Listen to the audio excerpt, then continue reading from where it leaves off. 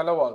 இந்த ப்ராப்ளம் காஸ்ட்லால ஒரு பேசிக் ப்ராப்ளம்னு சொல்லலாம். பட் இ டாட் ஏவோட சிக்னிஃபிகன்ஸ் தெரிஞ்சால் மட்டும்தான் இந்த ப்ராப்ளமை சால்வ் பண்ண முடியும். எலக்ட்ரிக் ஃப்ளக்ஸோட ஃபார்முலா என்னன்னு பார்த்தீங்கன்னா E vector dot A vector. இந்த டாட்டை நீங்கள் எக்ஸ்பேண்ட் பண்ணீங்கன்னா உங்களுக்கு கிடைக்கிற answer E A cos theta. Very important. Theta என்ன? Angle between E and A. Simplified formula of electric ஃப்ளக்ஸ்ன்னு கேட்டால் தான் நம்ம காஸ்லாவை சொல்லணும். ஃபர்ஸ்ட் இதில் நமக்கு ஒரு பயங்கர கிளாரிட்டி இருக்கணும்.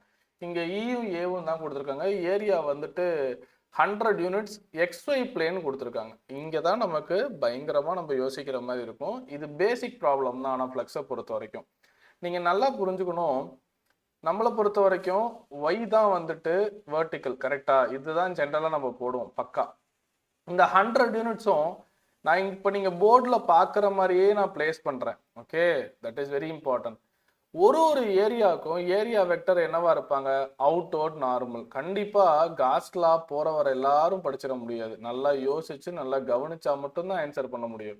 இல்லாட்டி என்ன கேட்குறாங்கன்னே புரியாது.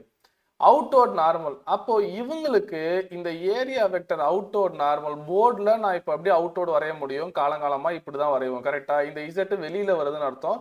ஸோ 11th 12th பசங்களுக்கு வெளியில் வரதை நம்ம டாட் வச்சு ரவுண்டு போட்டு காமிப்போம். உள்ளே போனச்சு வெர்டிக்கலி இன்வர்ட் அப்படின்னா கிராஸ் போட்டு ரவுண்டு போடுவோம். நான் இங்கே டாட் வச்சு ரவுண்டு போட்டேன். அதுதான் கே வெக்டர் பக்கா. XY plane I cross J is equal to K. Sir vector triangle தெரியல அப்படின்னா காஸ்ல தொடக்கூட முடியாது சம். கண்டிப்பா அதை வச்சு தான் நம்ம அடுத்ததும் ட்ரீட் பண்ணுவோம் தீட்டா என்ன அப்படின்னு. அப்போ நம்ம இங்க ஃப்ளக்ஸ் எழுதலாம். இ டாட் ஏவா? ஓகே, இ என்ன?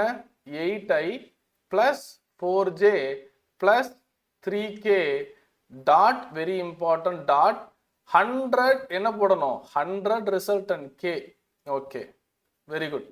இப்போ I டாட் I என்ன? 1. J டாட் J என்ன? 1. K டாட் K என்ன? 1. பிகாஸ் டாட் ப்ராடக்ட்ல காஸ் தீட்டா 0 இருக்கணும். I டாட் J என்ன? 0. இந்த பேசிக் தெரியலனா கஷ்டம். J டாட் K என்ன? 0. I டாட் K என்ன? 0. அப்போ இங்க I டாட் K இவங்க எந்த வேல்யூ கொடுக்க போறது இல்ல.